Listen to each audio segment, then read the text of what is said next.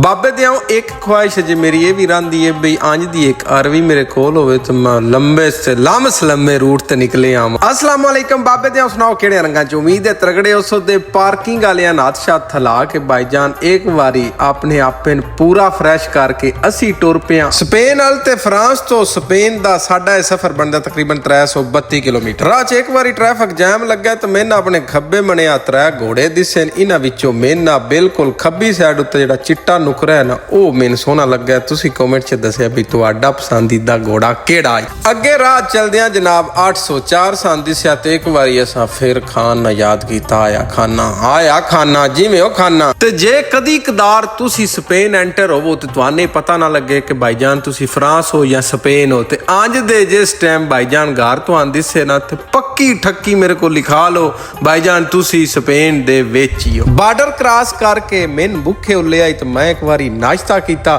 ਅੱਗੇ ਸਾਡਾ ਸਫ਼ਰ ਹੈ ਕੰਪਨੀ ਦੇ ਵਿੱਚ ਤਕਰੀਬਨ 100 ਕਿਲੋਮੀਟਰ। ਸਪੇਨੋਂ ਇਹ ਲੋਡ ਲੈ ਕੇ ਜਾਣਾ ਹੈ ਅਸਾਂ ਫਰਾਂਸ ਤੇ ਬਾਬੇ ਦੇ ਇੱਥੇ ਆਖਸਾਂ ਬਈ ਰੱਖੋ ਆਪਣਾ ਢੇਰ ਸਾਰਾ ਖਿਆਲ ਤੇ ਆਪਣੇ ਪਿਆਰਿਆਂ ਦਾ ਵੀ ਮਿਲਦੇ ਆ ਅਗਲੀ ਵੀਡੀਓ ਦੇ ਵਿੱਚ। ਤੇ ਆਪਣੇ ਯਾਰ ਦਾ ਇੱਕ ਸੋਹਣਾ ਜਿਹਾ ਕਮੈਂਟ ਜ਼ਰੂਰ ਕਰਿਆ। ਅੱਲਾ ਸੋਹਣੇ ਦੇ ਹਵਾਲੇ ਤੇ ਫੀ ਅਮਾਨ ਅੱਲਾ।